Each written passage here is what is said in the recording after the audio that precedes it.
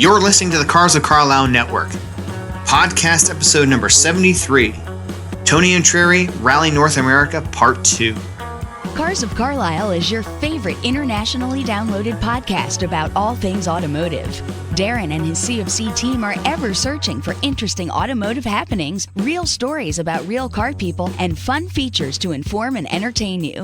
Each week, the Cars of Carlisle crew brings you show topics ranging from car shows to team adventures to auto racing weekends to behind-the-scenes human interest stories from car nuts that live across town, across the country, or even across the globe. Come join the road trip. Today, we are climbing back into the North America Rally lead car to ride along with co-founder Tony Intrieri. You may remember meeting Tony through Cars of Carlisle episode 58, which aired back on June 11th. In this follow-up interview with our Cars of Carlisle rally friend, Tony will reflect on the Insure.It Rally New England 2019 highlights, as well as talk about this month's Drives 3, events to Virginia International Raceway and Road Atlanta. Later on the interview, Darren asks Tony to review what rally teams can expect for the 2020 Rally North America event, which we know requires a passport to visit our neighbors to the north. It's time to talk to the rally boss with the two Mustang Boss 302s in his garage. So let's get revved up. Hello and welcome back, Cubers, to your favorite informative automotive podcast. I am your trusted host, Darren, and this is our second time sitting down with co-founder of Rally North America, Tony Intrieri. Just the other week, I was at his home, talked with him just before he was heading off for Drives 3, which was heading down through the south. And in fact, they're there this particular week as I'm doing this recording. But if you're not familiar from previous episode, Rally North America is an automotive travel company that organizes really these automotive scavenger hunt style rally events.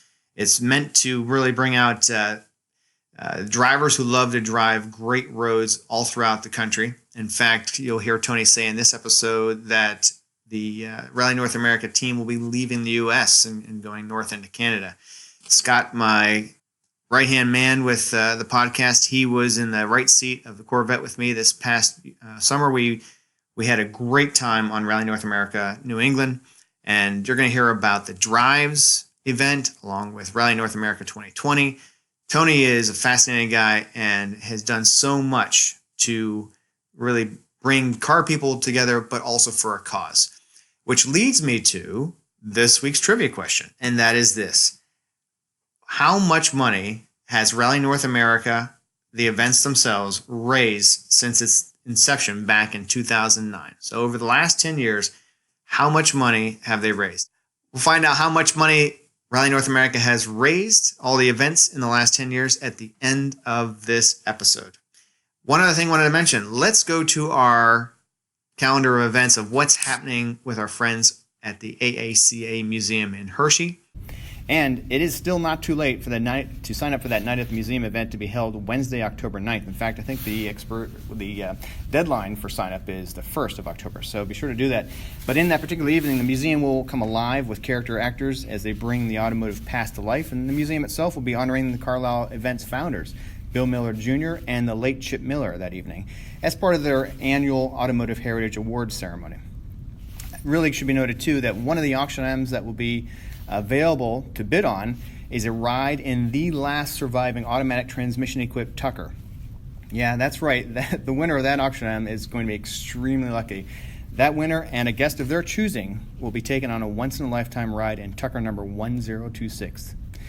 And lastly, save the date for the 10th anniversary of the Autos and Ales. That's to be held on Friday, November 1st. And when you buy 3 tickets, you get a 4th at no charge as a designated driver ticket. So check out more information at autosandales.com. Hello, Cubers, and welcome to, we are at Tony Intrieri's house in Marysville, Pennsylvania. You'll remember Tony from episode 58 where we talked to him about Rally North America, and I was fortunate enough to participate in that this year from Erie all the way up to Old Orchard Beach, Maine. So, Tony, maybe we just start with a little reflection. We of course, Scott and I did the wrap-up from first-time rookie standpoint, but right. You are the seasoned co-founder and what have you. Any reflections that you wanted to share? Not really. I mean, this year for the most part, we've had a couple of snafus, and it just, no matter how much I put into planning this thing and make things and organize things and try to get everything down so it all works like a clock, it's possible to screw up a clock. I guess that's so. There was a couple of things that kind of went south on us. One was at the FDR Museum and Home. We purchased tickets for our teams for each one of three, which was the museum, the FDR Home, and then the Vanderbilt Home.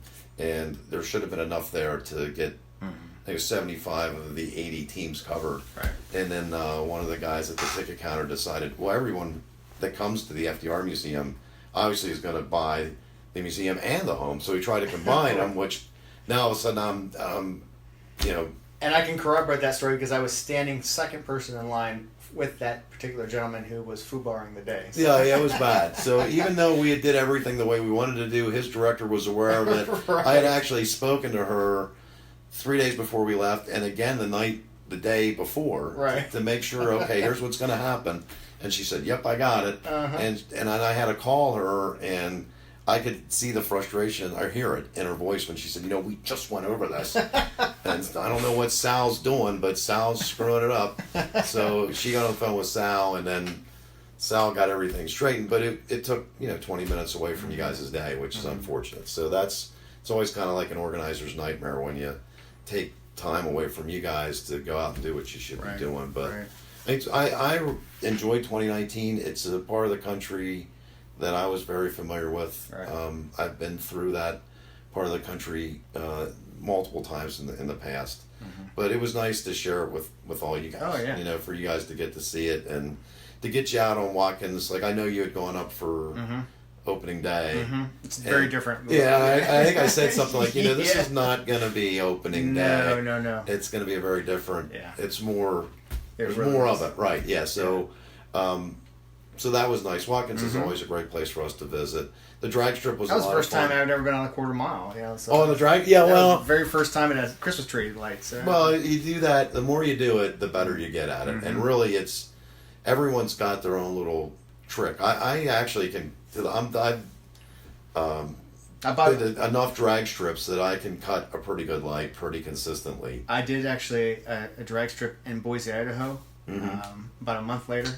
And I took your technique. You jump on the third yellow. Yeah, well, your mind has to see the third yellow. Yes. And if you stage deep, you've got a foot before you're really red light. Yes. So your mind's got to see it. It's got to translate to your foot. And if you do that, you can usually cut a pretty good light and not red light. I typically will watch the tree just a couple passes because some are a little bit faster and slower than others. You get the cadence and then you're exactly. But usually, if I hit the third yellow, I'm pretty good, and I get a pretty good jump. So I beat Scott again. I know you're. Drag strip, I think you got a perfect record now, right? Yeah, 7-0. So someone came up to me and said, "When are you going to get rid of that Boss 302?" And I said, "Well, Scott beats me tomorrow. Maybe I'll go shopping, but." I guess I'm going to have it another year now. It's in the garage for a while. Right. So I'll have it for another year now. But 2019 is, for the area we were going through, which was, a lot of it was densely populated. Even though we tried to stick to the back roads, you get into population. That's just the way it goes. It went off pretty well. Oh, absolutely. The visit Camp Sunshine at the end, everybody forgot about anything that went bad. Yep. When you ended there. Yeah. Most definitely. Old Orchard Beach was kind of interesting. I thought our property was, like, you could tell in 1984 that was where you wanted to be.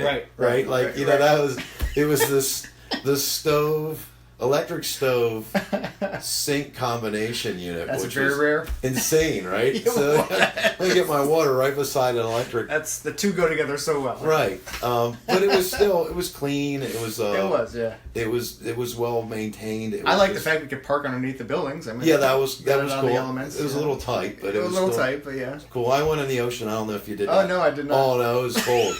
You were in Maine, so. But I mean, that's part of doing one of our events. You get someplace that you're really not, that's not really in your element, and you get out and see different things and do different things, and I think you guys got a really good taste of that. Oh, very much so. And the fact we got the Dyson Racing and Dyson Racing was really great stuff. Well, that's the things that from a coordinator standpoint, that takes so much time I'm sure. to put together. And there's so many things that I want to do that ultimately end up not happening. Just they don't come to fruition for one reason or another. Right. But some of when things like Dyson Racing happen, and the folks in Poughkeepsie and Visit Dutchess County, they had the food truck there, and they had the people with wine samples there, and the next morning they had the color guard, and we had the barbershop court. That was all them. That was pretty impressive. Yeah, because people ask me, and then I always point to whatever the high bar is, and now I've got to do high bar for town. So when they say what's been done in the starting lines in the past, that kind of stuff's going to get mentioned. That's right. So because then that ups the ante. Right, it sets the bar for them, so they know where they're at. Yeah, I thought that was pretty first class how they handled everything. No, yeah, it was really cool. I enjoyed it. Was good. Well, I'll keep the next year in chronological. So if you're listening to this to get tips for 2020 rally, we'll do that at the end. That we're going to force you to listen through most of the podcast to get to that. But next Sunday you leave for your fall drive event. Our drives event, yeah, right, we do one drives. Well, we had historically done one drives event. Next year we're going to try to do two. Okay. A drives event is little more laid back than our rally events. So typically we get a lot of couples that go. We do still drive our vehicles, so we still pick the scenic roads to get on. We have Back of the Dragon this year. We've got Blue Ridge Parkway this year. We've got a bunch of roads that people don't know about down in North Carolina, but I do, and I'm ready to get back on them. We've got a lot of the same sort of stops, but these days are generally shorter. We give everyone directions. Okay. We take only 25 cars. And we'll split those 225 cars into two groups. So we'll have 112, 113. And it's got more like a guided tour. So we're going to take the back roads. We're going to lead you by the hand. We're going to take you to a stop. You get a chance to get out, see things. Right. If you want to tour wherever we're at, you're more than welcome to. If you don't, you don't need to. We have paid breakfast every morning as a group. We have paid dinner every night as a group. That's all included in the entry fee on it. We're going to stay at more upscale type properties. We typically go with like more boutique-y, maybe some historic, some stuff that are they're still staying in the smaller cities, but some of the places where I've wanted to stay in the rallies, when you call a hotel that was open in 1911 or 1800s, they don't have 85 rooms. Most of them don't. So, but they may have 25. And so that's where these drives events come in. We stay at these nicer properties that are just a little bit, maybe have a little flavor of the town in them. When it sounds like the drivers are able to really soak it in. I know that Navigator's busy with multiple phones, GPSing. That's all part of the rallies. And there might be discussions between, like, I think we should go here, I should go, and you're negotiating and prioritizing, and there's a lot more. Well, you have the route, office work, and then you have all the scavenger hunt items. Right. So you have, for somebody that has attention deficit disorder, a rally is a perfect event, because you're busy from the time I give you the card until you get in the evening. Yes. And true. You've got stuff going on every 5 seconds. Trying to find a chance to take a leak is tough. It is. On the drives events, it's a relaxed pace. There's a track every day. So this year we've got VIR on there, we've got Road Atlanta on there, and we've got an 8th mile drag strip on there. That's the other reason to only take 25 cars, because if you remember Watkins Glen, you went out with like a group of 45 cars, and you would eventually catch up to the car in front of you. When we take 25 cars on VIR, and we have passing. Now we do it with a point by, and we only do it in the main straight, but you're never really going to get held up. And when I've got 25 cars that can do as many laps as they want, and we typically are going to have about an hour at that track, that's a nice, you can get out there 2 to 3 times for 4 to 5 lap sessions. The brakes cool down. And you just, go out right away and get your helmet on, go out there, go as quick as you want. If somebody's holding you up, they're going to point you by in the straights. So you're back out in open air. You're really only limited by your right foot and then your sense of your nerve. Yeah, sense of self-control, I guess. So that's a lot of fun to do that. But the people that go to the drives events, we have those couples, and then we have our track junkies, the people that just hey, I'm going to get nice hotels paid for. I'm going to have good meals with people that, are car people.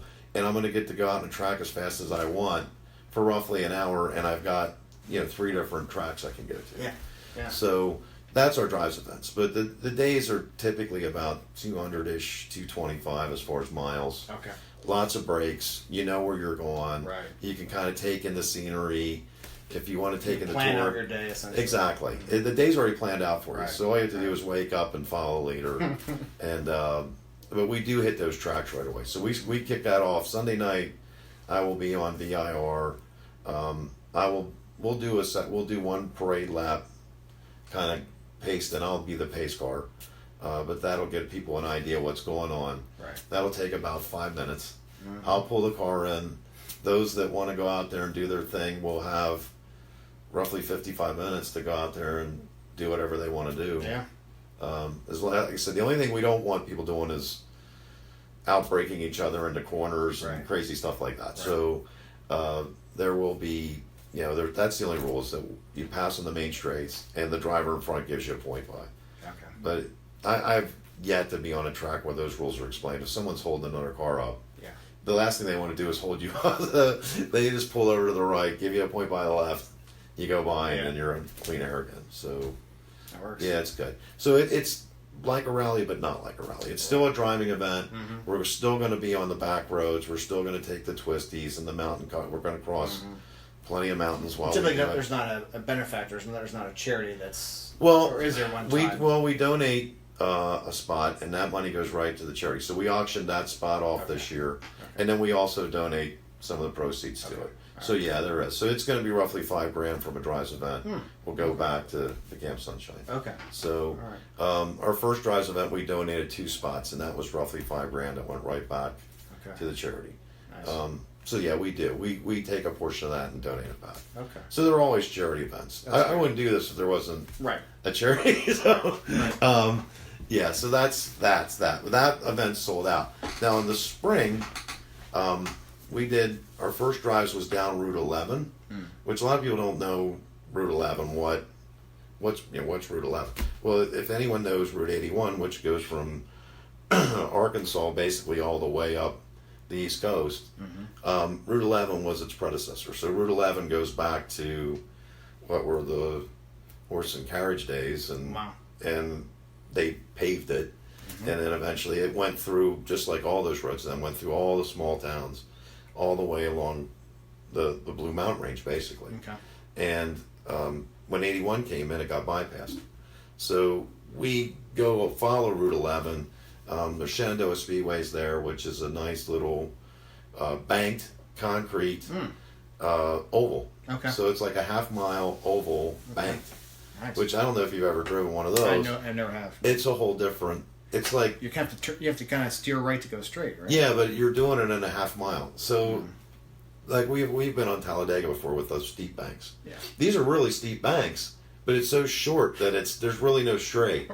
And I know the first time someone gets out there, it takes a little bit to get your head around it. When you go into a 38-degree bank in a real tight corner, it's a little awkward. So, but it's fun. That's a neat little Cool track that's on experience, there. Summit Point will be on there as well, so we'll do Summit Point. We'll have Shenandoah. We have a drag strip. It's a Motor Mile Dragway. Last time we were down at Motor Mile.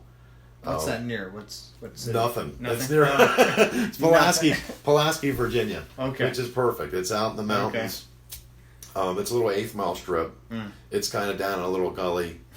But last time we were there, I think we ended up staying like an hour and 45 minutes. And the guy that ran the track was, yeah, I got it. And we had a team that I don't want to mention names, but they have a yellow Lamborghini.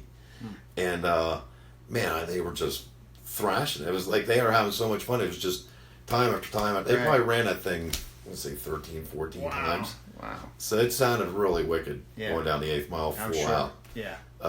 But yeah, they just let us go, so we can go there as much. And then we'll end that one at VIR as well, but we'll do the full course on that one. They call it the Grand Course. So it's a really big, multiple long straights in it. It's a neat course. So we'll do the Grand Course on that. So those 4, that'll be a pretty good sampling. Yeah, it is. Yeah, and we've got some ways off and on 11 that go over Blue Mountain back and forth. Okay. They keep it interesting. So where do you start? You'll be starting in the south? We'll be starting in Winchester, Virginia. Oh, okay. All right. And now I want to wrap up at VIR. Okay. So Winchester, Winchester's an old town. So George Washington era. Right. That's where they established. The hotel that we have, and that one has a pool in the basement with marble columns and a fountain. So it's a really unique kind of property. It's cool. A really old property. But that's the kind of places that we go to because we can get a smaller group into them. Right. So one of the properties that we stay at is rented out by the Yankees for their farm team. Oh, wow. Each summer. Okay. So I can remember going in it's an old warehouse that was refurbished into a hotel, but had a full kitchen, a full living room, full bedroom, and full giant marble bathroom. And that's one of our properties along the way. That's pretty cool. Yeah, and the food at that place is fantastic. Yeah. So it's a really neat hotel. So it's memorable. You go into a dinner, a lot of times you get really small portions. Not a problem at this. There's way more than anyone. You're not going to finish it. You can't eat it in a sitting. No, it's just no way. But it's good food. All home cooked noodles and everything's good. Well, Tony, for those that hear this and are interested, what's the best way for them if they want to look into signing up for the drives event this spring for Route 11? They can go to rallynorthamerica.com. Scroll over to events. There'll be a little drop down. It'll say Route 11 drives, and it'll be May of 2020. Okay.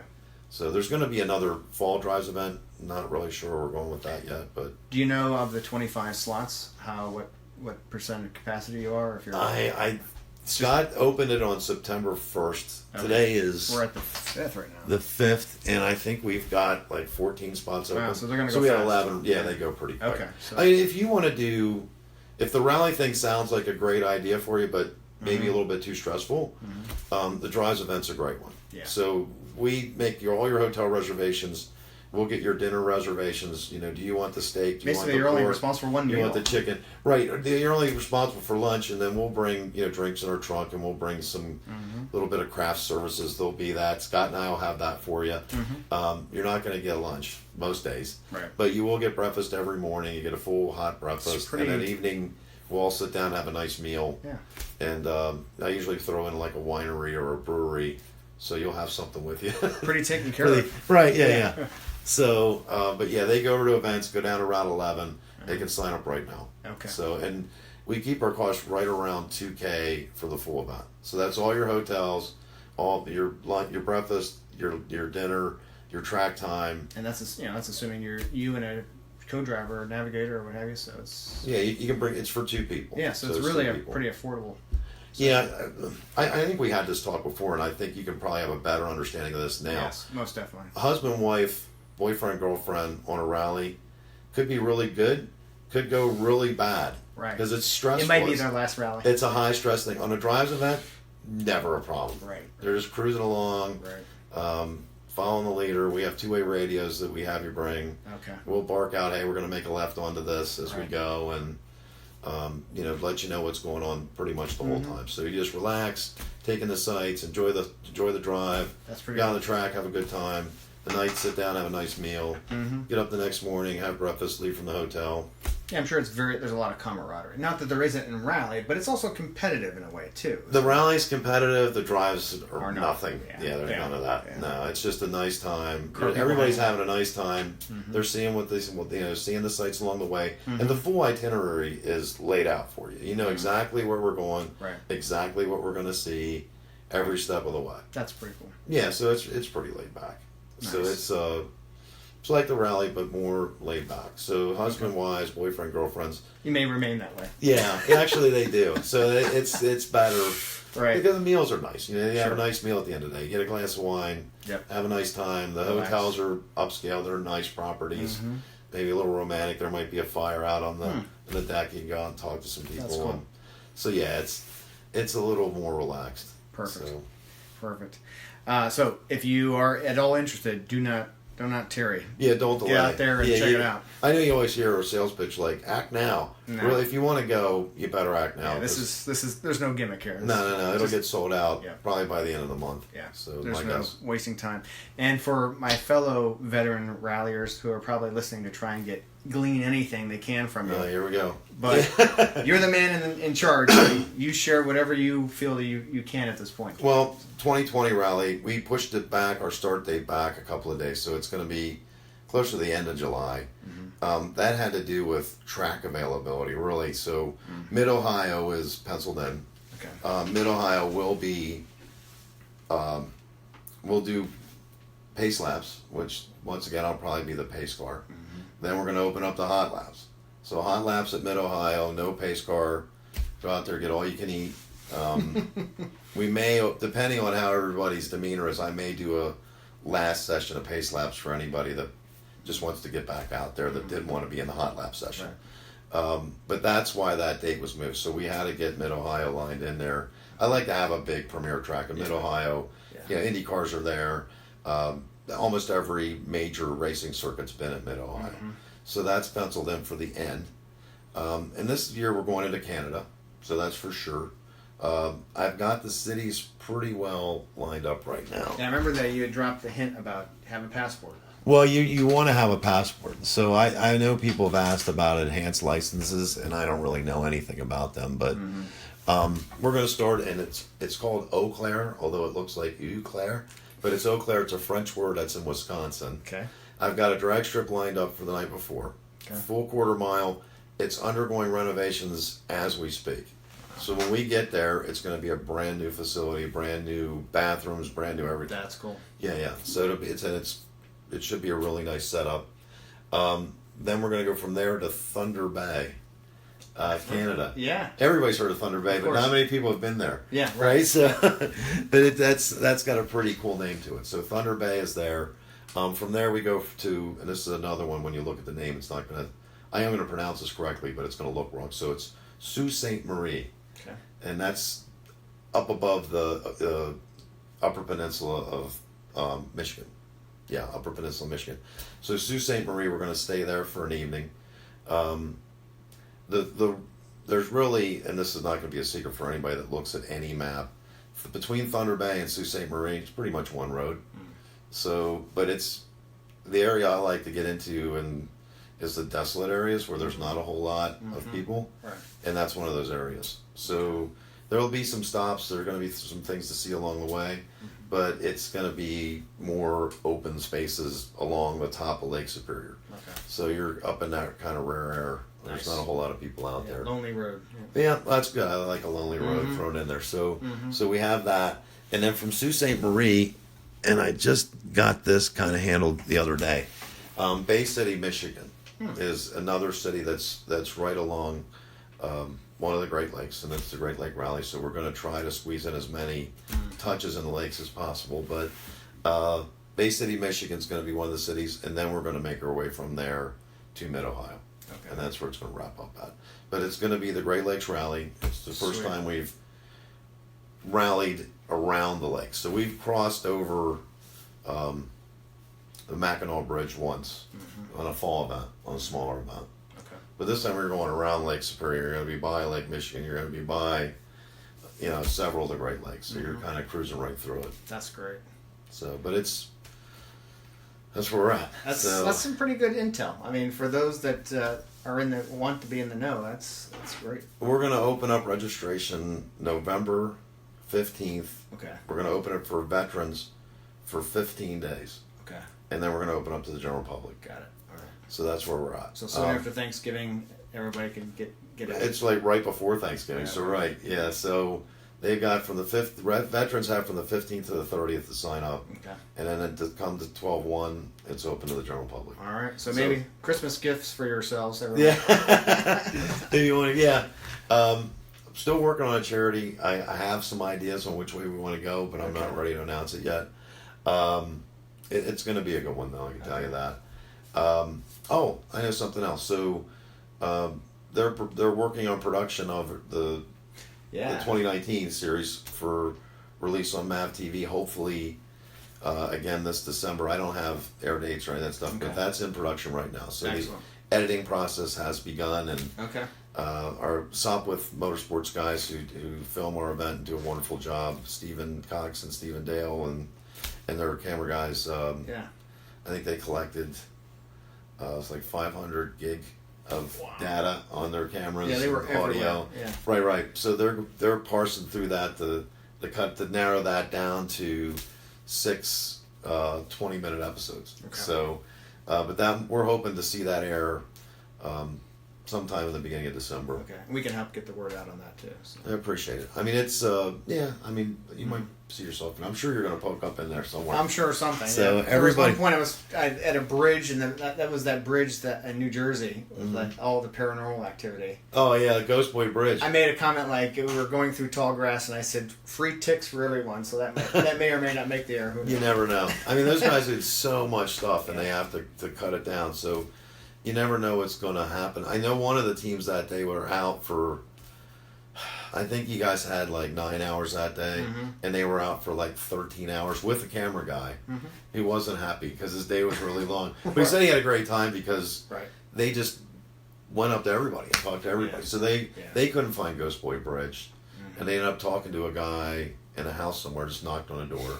And the wife answered, and she said, what are you guys doing? And they kind of said, hey, we're doing a scavenger hunt for charity. Who's the charity? It says camp, and they explained the whole deal. And she said, let me get my husband. And he came out, and, hey, how you doing? And, we're looking for this haunted bridge. Oh, that's a bunch of hooey. And what are you doing? And they went through the guy gave them $20. They're like, look, you don't have to do that. He's like, listen, take my $20. Tonight, when all these cars leave, I'm going to go down there and pick up at least $30, $40 worth of quarters off the road. So it's no big deal. True. So that's the kind of stuff that happened, and I don't know how much that's going to air. Yeah. But our crew does a pretty good job with the television. So MAV TV should be Wednesdays at, last year our time slot was 6 and 9. Okay. So 6 p.m. and 9 p.m. Eastern Standard Time. All right, cool. So that's coming. When that gets finalized, we'll share it on my Instagram and everything else as well. Okay. Awesome. So 2020's starting to, the puzzle pieces are starting to come together. The dominoes are starting to align, and excellent things are starting to happen. So starting lines are getting finalized, and RFPs from hotels are coming in now, and we're getting it together. But it looks like a lot of work. People don't realize how much. I mean, I've seen now what it all comes to fruition, but you see what you and Scott put into this, right? You see what works. So Scott does all that dirty behind the scenes. Yeah. If some town says to me, "Hey, I need a permit," they forward it to me, and it gets instantly forwarded. I'm not here, Scott. There you go. Right. That's your But domain. you said you guys have really good complementary skills, like the things that I hate and would just. I remember that from get pissed off about doing like a permit for.